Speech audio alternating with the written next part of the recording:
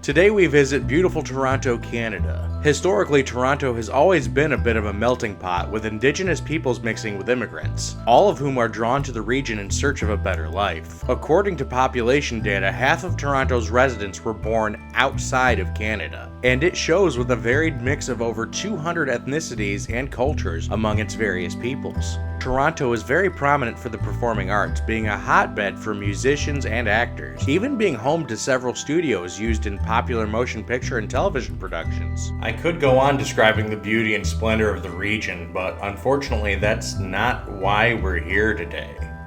See, underneath all the glamour, there lurked a predator, one on the hunt for a very particular game. Welcome to another episode of Crime Chronicle, folks. Today we're going to be discussing Bruce McArthur, and it's gonna be a long one, so strap on in. I'm your host Kevin, and this is Crime Chronicle.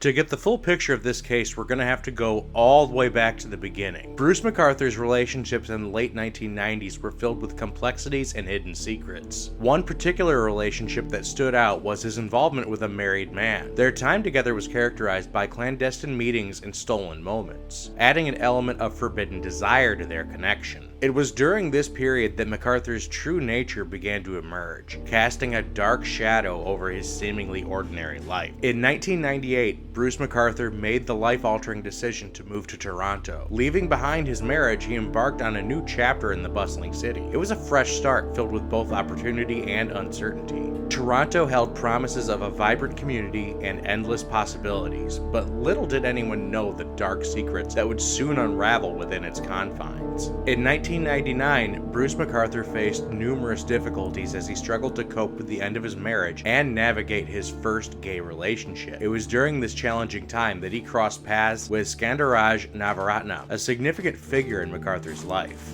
In December 2000, Bruce McArthur made the decision to sell his house in Oshawa. The house, nestled in a quiet neighborhood, had been his sanctuary for years. As potential buyers walked through the rooms, they could feel the history that lingered in the air. The creaking wooden floors whispered stories of laughter, tears, and secrets shared within the walls. The walls, adorned with faded wallpaper, held memories of family gatherings and celebrations. The garden, once vibrant with colorful flowers, now stood dormant, waiting for a new owner to breathe life into it. The sale of McArthur's house marked the end of an era as he prepared to embark on a new chapter in his life. McArthur and Navaratnam's relationship during the early 2000s blossomed like a vibrant garden in full bloom. Their connection was like a symphony, with each note perfectly harmonizing with the other. They shared intimate moments, exploring the depths of their souls as they navigated the complexities of love and companionship. Their bond was a tapestry of trust, passion, and understanding, woven together with threads of affection and tenderness. Together, they created a world where their love could flourish, unaware of the dark shadows that would soon cast a sinister pall over their lives. On October 31st, 2001, Bruce McArthur committed a brutal assault that would leave a lasting impact on the victim. The details of the assault are chilling, as McArthur unleashed his violent tendencies on an unsuspecting individual. His claim of blacking out before the assault raises questions about his state of mind and the motivations behind his actions. This incident served as a window into the darkness that lurked within McArthur, foreshadowing the heinous crimes that would come to light years later. On January 29, 2003, Bruce McArthur entered a guilty plea to assault causing bodily harm and assault with a weapon. This marked a significant moment in the legal proceedings surrounding McArthur's violent actions. The plea served as a confirmation of his involvement in the assault and set the stage for further examination of his behavior and potential underlying issues. Dr. Marie-France Dionne's psychological report on Bruce McArthur delved into the depths of his mind, seeking to uncover any underlying mental health issues that may have contributed to his assault. The report painted a vivid picture of McArthur's psyche, exploring the intricate complexities that shaped his actions on that fateful day. Through colorful language and insightful analysis, Dr. Dionne's report provided valuable insights into the inner workings of Bruce McArthur's troubled mind. On April 11, 2003, McArthur received his sentencing. The Crown and McArthur's lawyer presented a joint submission for a conditional sentence. sentence. He is not given any jail time, but is temporarily banned from the gay village, prohibited from owning a weapon, and forbidden from being in the presence of a male courtesan for at least 2 years. He was also required to attend anger management and submit a DNA sample. On September 6, 2010, Skandaraj Navaratnam vanished without a trace, leaving behind a void that would haunt his loved ones for years to come. The investigation into his disappearance took a chilling turn when, 8 years later, his bracelet was discovered in Bruce McArthur's apartment. This shocking revelation shed new light on the sinister activities of the man at the center of this true crime investigation. On September 16, 2010, a friend of Skandaraj Navaratnam made a report about his sudden disappearance. The friend expressed concern and provided details about the last time they had seen Navaratnam. This report marked the beginning of a troubling investigation into the whereabouts of Navaratnam, unraveling a mystery that would take years to solve.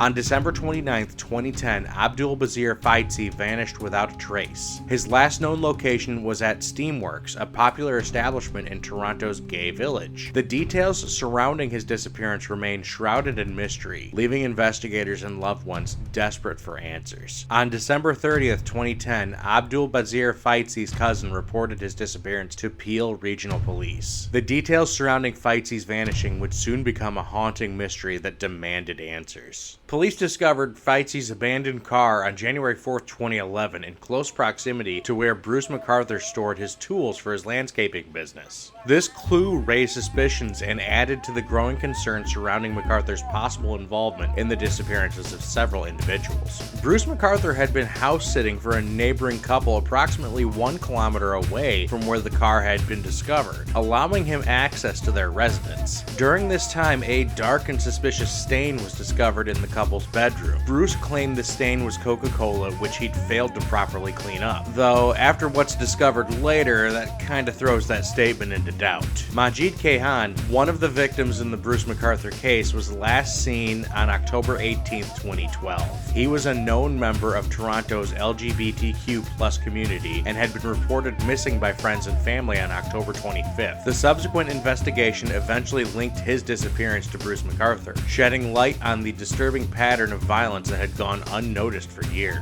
In response to the disappearances of Skandaraj Navaratnam, Abdul Basir Faidzi, and Majid Kayhan, law enforcement established Project Houston on November 12, 2012. This task force was specifically created to investigate these cases and gather information on the missing individuals. Project Houston aimed to bring together resources and expertise to uncover any potential connections between the disappearances and identify any leads that could lead to solving these cases. The first judicial order obtained on December 17, 2012 by Project Houston was a significant development in the investigation. This order granted a tracking warrant for a specific vehicle that was believed to be connected to the case. The tracking warrant allowed law enforcement to monitor the location and movements of the vehicle, providing crucial information for the ongoing investigation. Following the granting of the tracking warrant, there was a subsequent sealing order. This sealed the details of the warrant, ensuring the information remained confidential and protected from public disclosure. The sealing order aimed to prevent jeopardizing the investigation while maintaining the integrity of the legal process. As part of the ongoing investigation into the disappearance of Skandaraj Navaratnam, authorities turned their attention to James Alex Brunton. Brunton, a known associate of Bruce McArthur, was suspected of having information related to Navaratnam's case. Investigators conducted interviews and gathered evidence to determine his involvement. While Brunton denied any knowledge of Navaratnam's whereabouts, his connection to McArthur raised suspicions and warranted further investigation. And far down the line, Brunton would then be convicted for videos of children. I will let you figure out what kind of videos I could be talking about, because I'm not saying them here. The focus shifted to uncovering any potential links between Brunton and the series of disappearances that had plagued the community. After months of investigation, Project Houston obtained its final judicial orders on September 23, 2013, before its closure. These orders were crucial in gathering evidence and building a case against Bruce McArthur. The judicial orders allowed the task force to conduct surveillance, obtain search warrants, and gather crucial information that eventually led to McArthur's arrest. During the investigation conducted by Project Houston, Bruce McArthur was interviewed by police. In the interview, McArthur denied denied having a sexual relationship with Skandaraj Navaratnam, one of the missing men. However, he did admit to knowing Majid Kayan, another individual who had disappeared. This interview provided valuable insights into McArthur's connections and potential involvement in the cases being investigated. Bruce McArthur's purchase of a maroon-colored Dodge Caravan in November 2013 is a significant development in the investigation. Traces of Andrew Kinsman's blood were later found in the vehicle, linking McArthur to another victim. The later discovery of Kinsman's blood would add to the mounting evidence against McArthur and further implicate him in the series of murders. After 18 months of investigation, Project Houston was officially closed in April of 2014 due to the lack of criminal evidence. Despite the efforts of the task force, no concrete proof linking Bruce McArthur to the disappearances of Navaratnam, Vaitsi, and Kahan was found. The closure left many unanswered questions and a sense of frustration among the investigators. However, it marked the beginning of a new phase in the search for justice for the victims of Bruce McArthur. On June 3, 2014, Bruce McArthur was granted a record suspension by the Parole Board of Canada, effectively expunging his criminal record. A record suspension, formerly known as a pardon, allows individuals to have their criminal record set aside, removing barriers to employment, housing, and travel. By this time, McArthur had successfully evaded detection for the murders of 3 men. Soroush Mahmoudi was last seen on August 15, 2015, in Toronto's Gay Village. He was a 50-year-old man of Iranian descent. Mahmoudi's disappearance was later connected to Bruce McArthur, as investigators discovered evidence linking the two. Despite extensive efforts to locate Mahmoudi, his whereabouts remain unknown. On a cold January night in 2016, Bruce McArthur committed a heinous act. Krishna Kumar Kanagaratnam, unaware of the impending danger, became McArthur's next victim. Tragically, Kanagaratnam's family never reported him missing, believing he was in hiding after the Canadian government rejected his refugee application. This is just another example of McArthur exploiting his victim's circumstance to evade law enforcement for so long. On April 22, 2016, Dean Lisowick vanished without a trace, leaving behind a void in the lives of those who knew him. Lisowick, a regular user of Toronto's shelter system, was last seen when he was discharged from the extreme weather program at the Scott Mission. Unlike the other victims, his disappearance went unnoticed and he was never reported missing. In the summer of 2016, Bruce McArthur's dark intentions took a terrifying turn. He lured a man he had known for years into his van, a vehicle that would become a symbol of fear and horror. Inside that confined space, McArthur's true nature revealed itself as he attempted to strangle his unsuspecting victim. Miraculously, the man managed to escape, leaving behind a chilling tale of survival. Bizarrely, McArthur was initially released without charges, as the officer found his statement to be believable. This unfortunately was not the first mistake made in this investigation, and it also will not be the last. Little did they know, this was just the beginning of a series of heinous crimes that would rock the city of Toronto to its core. On April 7, 2017, Bruce McArthur sent himself an email containing a photo of Navaratnam, his first victim. This seemingly innocuous act held great significance in the investigation. It provided a crucial link between McArthur and his victims, shedding light on the dark web of his crimes. Salim Asen vanished without a trace on April 16, 2017, near Yonge and Bloor Streets. It was on this day that Bruce McArthur took the life of Asen, adding another victim to his growing list. It wasn't until April 30th that a concerned friend reported Asen missing, unaware of the horrifying fate that had befallen him. On June 26th of the same year, Andrew Kinsman vanished into thin air, leaving behind a void that would haunt his loved ones for years to come. The bustling streets of Cabbagetown, still buzzing with the energy of Toronto's annual Pride Parade, became the backdrop for a sinister act. Surveillance footage captured the chilling moment when Kinsman stepped into Bruce McArthur's van, sealing his fate. It was on this fateful day that McArthur extinguished another life, forever altering the course of this tragic tale. On June 29, 2017, a neighbor reported Andrew Kinsman missing. This timely report within 72 hours led to the discovery of surveillance footage capturing Kinsman getting into McArthur's van. Even more significant was the revelation of Kinsman's calendar entry for Bruce on June 26th. Detective Dave Dickinson ultimately cracked the case, connecting the dots, narrowing down suspects by vehicle, and finally matching McArthur to the vehicle seen in the video. In July of 2017, McArthur met up with a man named Sean Cribben. They had linked up and been messaging each other on a dating app and had planned to meet up for or adult times. Allegedly, McArthur slipped something into his drink and Sean lost 20 minutes of his night.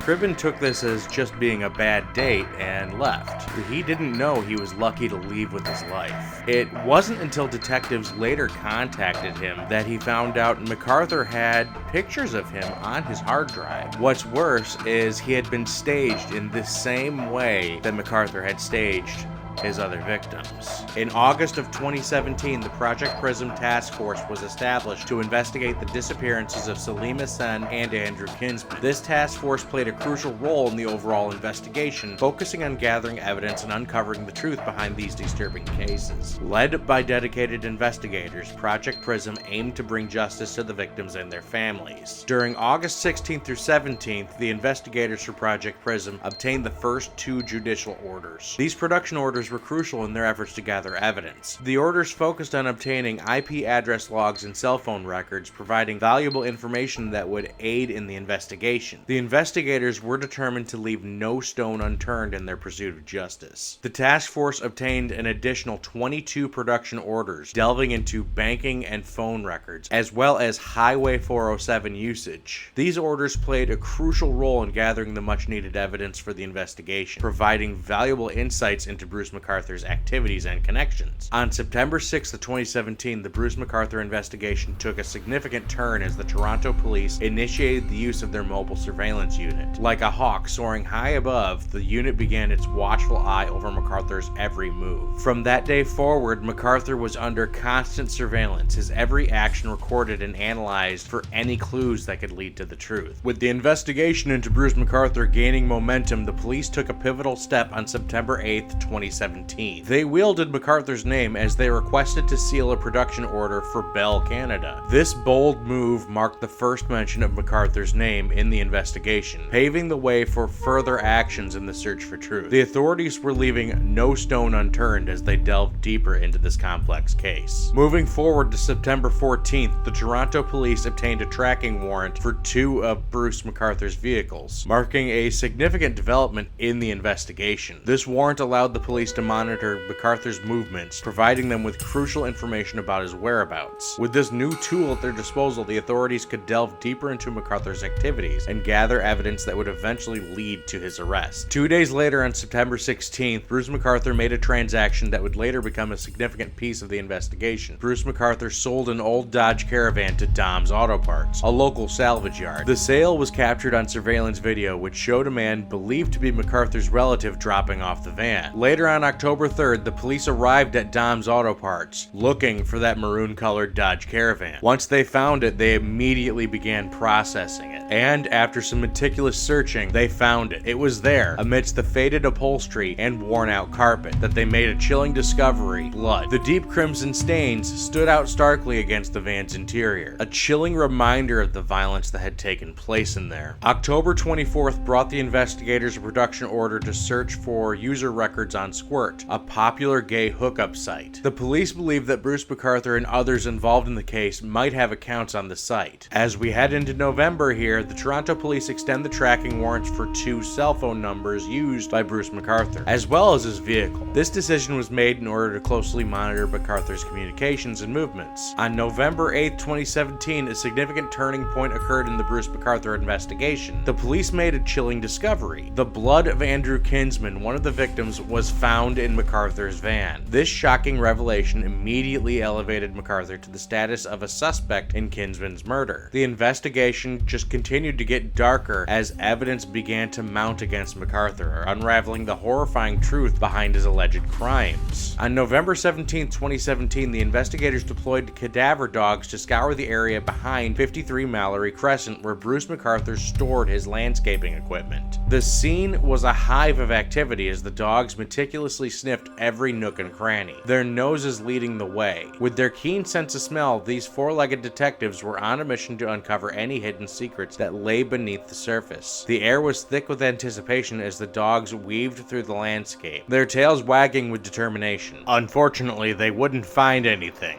yet. It was a surreal sight watching these loyal companions work tirelessly to bring closure to the victims' families. As the clock struck midnight on December 5th, 2017, a team of investigators embarked on a clandestine mission. Their destination, Bruce McArthur's apartment. Like shadows in the night, they slipped through the cracks of the building's security, their presence undetected. Inside, they meticulously combed through every nook and cranny, searching for any trace of evidence linked to Andrew Kinsman. With surgical precision, they cloned data from McArthur's digital devices, hoping to uncover the secrets hidden within. It was a delicate dance between darkness and discovery, as they left no stone unturned in their pursuit of justice. In a race against time, the police swiftly entered Bruce McArthur's bedroom on December 7th, 2017, with the knowledge that McArthur could return at any moment. They focused on copying the computer and hard drives. The room was filled with an air of anticipation as they meticulously worked to extract any potential evidence that could shed light on the investigation. During a news conference on December 8th, 2017, the police adamantly denied the existence of any evidence pointing to a serial killer operating in the gay village. Despite the mounting suspicions and the disturbing discoveries made in the investigation, law enforcement officials maintained that there was no concrete proof to support such a claim. This denial left the public perplexed and desperate for answers in the ongoing investigation of disappearances in the gay village. In a covert operation on December 11, 2017, a hidden camera was discreetly installed at 53 Mallory Crescent. The installation of the hidden camera aimed to capture the movements around the garage door, potentially providing evidence in the ongoing investigation.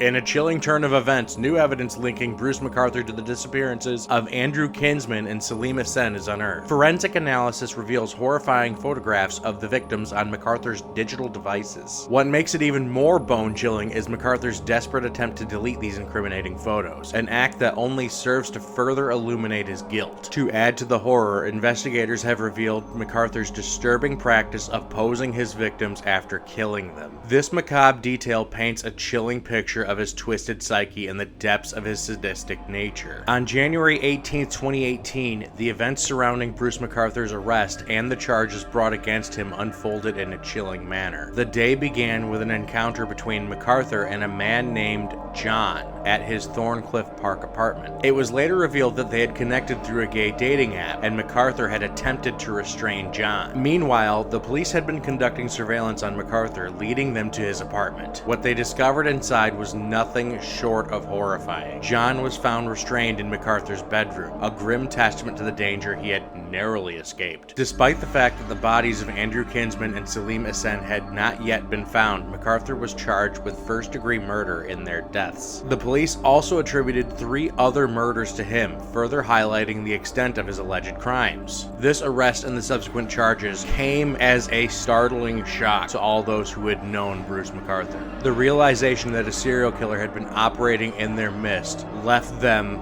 destroyed. The investigation was far from over, and the true extent of McArthur's crimes was yet to be fully revealed. The police held a news conference where they disclosed the disturbing fact that Andrew Kinsman, one of McArthur's victims, had been in a sexual relationship with him. The authorities managed to secure 5 properties connected to McArthur. Search warrants were obtained, and investigators meticulously combed through the locations, seizing crucial evidence including USB storage sticks. These items held the potential to unlock further details about McArthur's heinous crimes. The investigation was far from over, and the revelations only deepened the mystery surrounding Bruce McArthur and the extent of his crimes. As the investigation into Bruce McArthur's crimes intensified, his statements to the police came under scrutiny. Initially, McArthur lied about his interactions with Andrew Kinsman, attempting to distance himself from any involvement. However, evidence soon emerged that contradicted his claims. Forensic analysis of McArthur's digital devices revealed chilling photographs that showed Salim Hassan never leaving his apartment alive, debunking McArthur's assertion that he randomly met and befriended Hassan. A search warrant was obtained for the house on Mallory Crescent, and authorities combed through the property for any additional evidence in the case against McArthur. Additionally, search warrants were executed to examine the items seized during the investigation.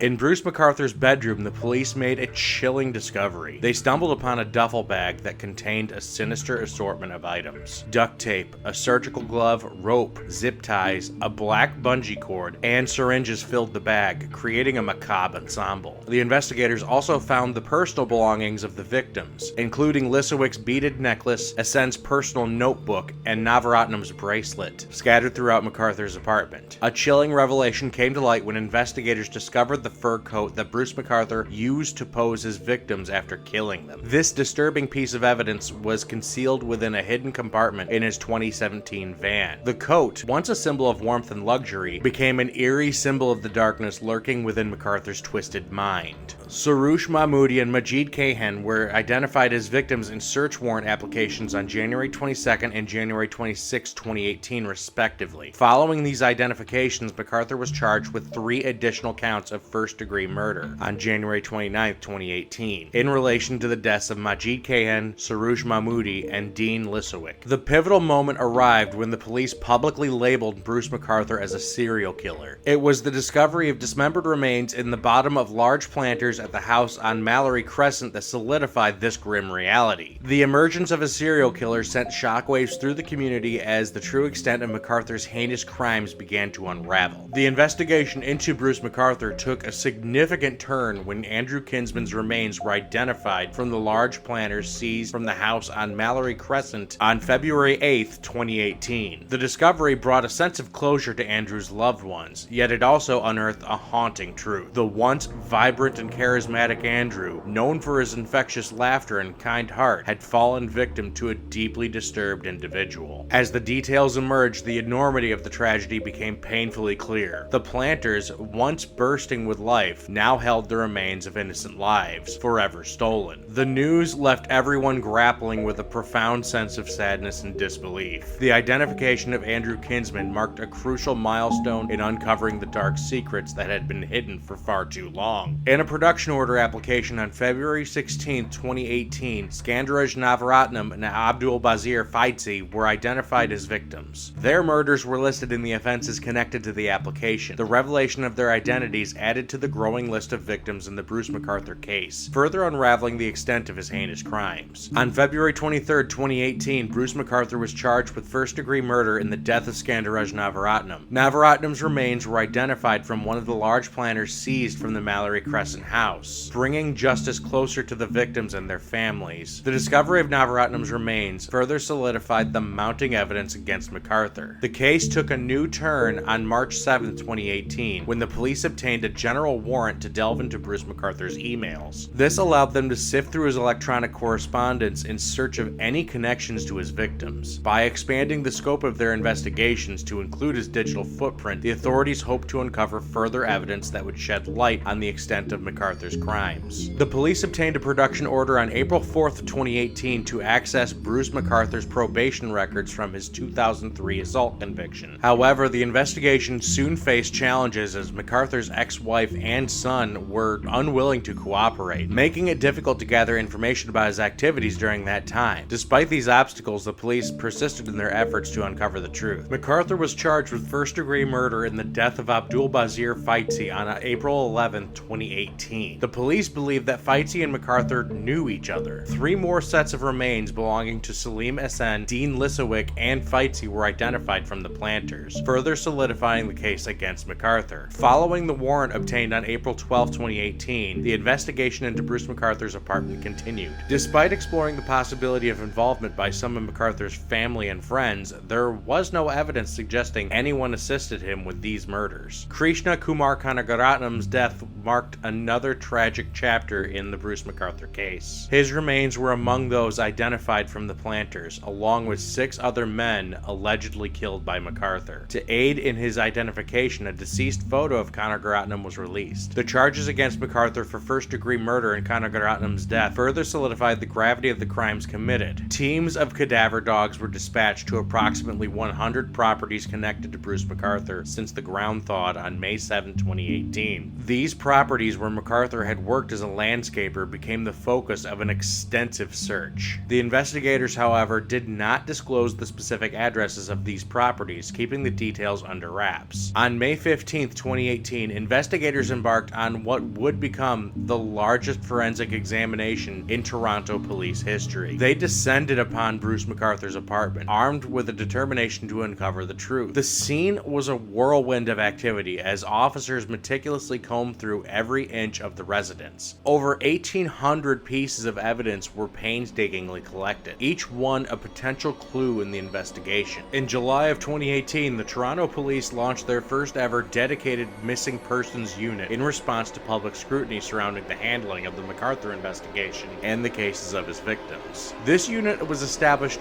quietly and to address the concerns raised by the community and to ensure a more focused and efficient approach to missing persons cases. The excavation of the forested ravine behind the Mallory Crescent home was a scene straight out of a crime novel. As investigators began their search on July 4th, 2018, the dense foliage and eerie silence of the ravine created an atmosphere of suspense. With each shovel of dirt, they unearthed the chilling truth: additional human remains. The excavation continued for 8 days until July 12, 2018, when the final piece of this haunting puzzle was uncovered. On July 20th, 2018, investigators made a significant breakthrough in the McArthur investigation with the identification of Majid Kayhan's remains. It was a pivotal moment in the case, as Kayhan was the only victim whose remains had yet to be found. The identification of Kayhan's remains provided closure to his family and allowed investigators to piece together the puzzle of McArthur's heinous crimes. As the McArthur investigation unfolded, investigators delved into the depths of cold case files and missing persons cases dating back to the 1970s and 80s. They sought to uncover any potential links between Bruce McArthur and other unsolved cases. This painstaking review aimed to bring closure to families who had long awaited answers, while also shedding light on the full extent of McArthur's crimes. McArthur's decision to waive his right to a preliminary inquiry on October 22, 2018, paved the way for the setting of his trial date for January 6, 2020. The trial was expected to last for an extended period, and it was also anticipated to delve into the details of the crimes committed by McArthur.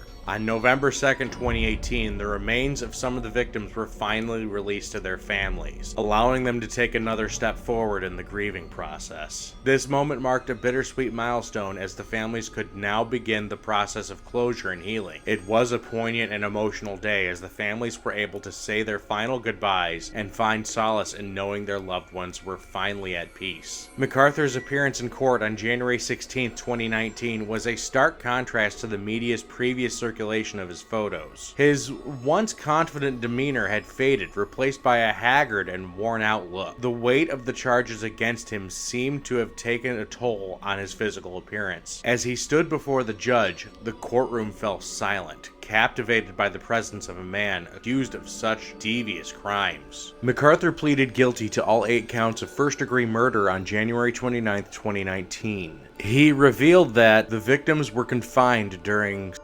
acts, and McArthur collected souvenirs as mementos of his heinous acts. This guilty plea resulted in an automatic life sentence with no possibility of parole until McArthur reaches the age of 91. During Bruce McArthur's sentencing hearing, Crown Attorney Michael Cantlon read a 36-page agreed statement of facts that left the courtroom in stunned silence. The details revealed were nothing short of horrifying. The statement outlined the meticulous planning and execution of McArthur's crimes, as well as the disturbing post-mortem rituals he performed. It was a chilling account of a serial killer's dark and twisted mind. As the shocking details unfolded, the families of the victims sat in disbelief, their hearts heavy with grief and anger. The victim impact statements given by the friends and family of the 8 victims paint a heart-wrenching picture of the profound loss and devastation caused by Bruce McArthur's heinous crimes. Each statement is a window into the lives of the men McArthur brutally murdered, revealing the void left behind and the shattered dreams of a future that will never be realized. Through their words, the pain, grief, and anger of the loved ones are palpable, leaving an indelible mark on all those who hear their stories. Ontario Superior Court Justice John McMahon, in a powerful display of justice, referred to Bruce McArthur's actions as pure evil. During the sentencing, with a stern gaze, he handed down a life sentence, ensuring that McArthur would pay for his heinous crimes. However, McMahon also took into account McArthur's guilty plea and age, allowing him to apply for parole after 25 years. It was was a decision that sparked controversy, as many questioned whether a man capable of such atrocities should ever have the chance to walk free again. Despite being able to apply for parole after 25 years, the chances of him ever walking free are slim. The severity of his crimes, which involved the brutal murders of 8 men, makes it highly unlikely that he will ever be granted parole. By the time McArthur is eligible to apply, he will be 91 years old, further diminishing any prospects of release. The weight of his actions ensures that justice will be served, and society can rest assured that he will remain behind bars.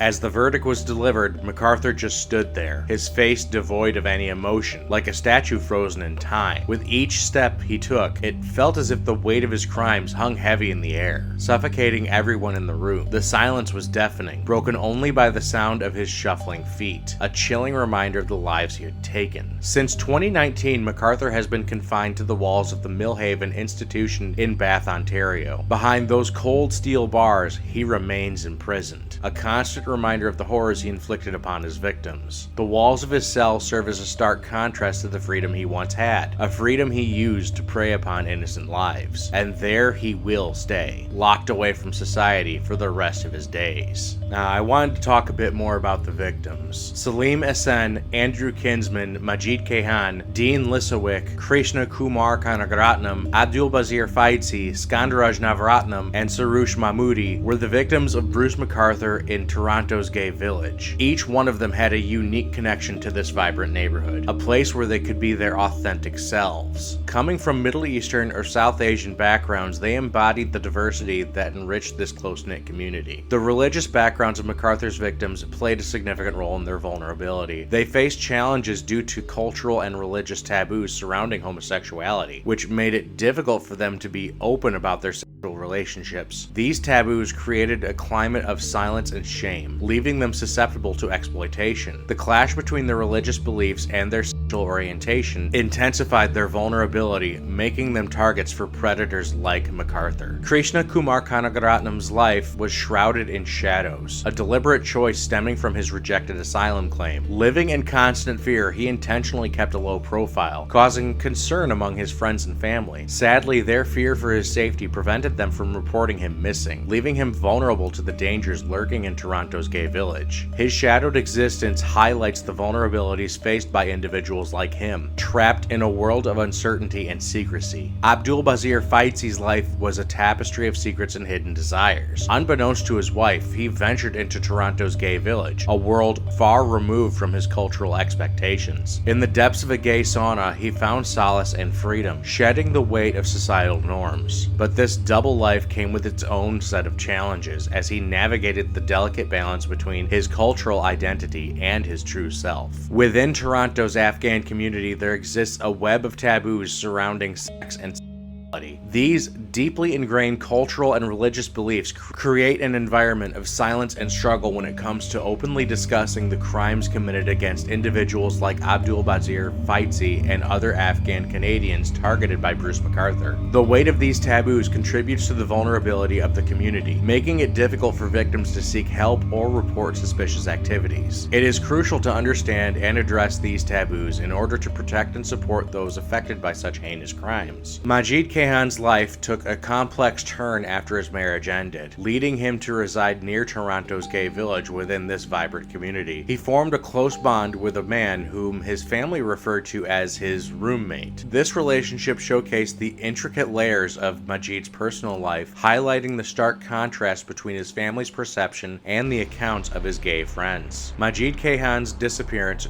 crushed his family, leaving them grappling with the devastating truth of his hidden life. Their denial of his orientation clashed with the reality that unfolded before them. Like a shattered mirror, their beliefs and perceptions lay in fragments, reflecting the pain and confusion they experienced. I could go on, but these are the types of people McArthur targeted, and each one faced a unique struggle, from homelessness to hiding their true self from their family. Many lived in constant fear that they could be exposed and subsequently disowned, or even bring shame upon their families just for being who they are. And McArthur took full advantage of that. However, McArthur is safely locked away now, and this seems as good a place as any to end this Christmas case.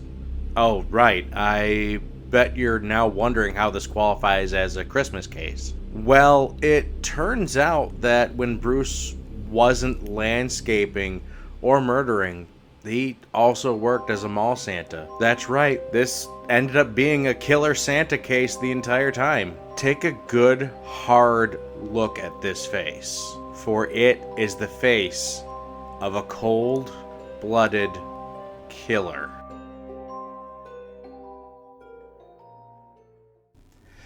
Thank you for making it through another episode of Crime Chronicle. I know it was a long one today, but there was just so much to talk about.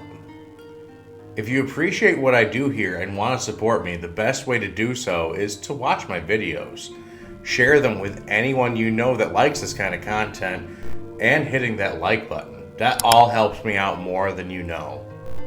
If you want to catch my newest uploads when they go live, the best thing to do is to subscribe, and don't forget to hit that bell to be notified whenever a new video goes live.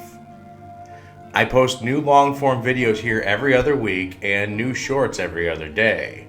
And if there's ever something you'd like to see me cover on the channel, please do post in the comments down below. I do try and read all of them, which admittedly right now isn't the most difficult thing in the world.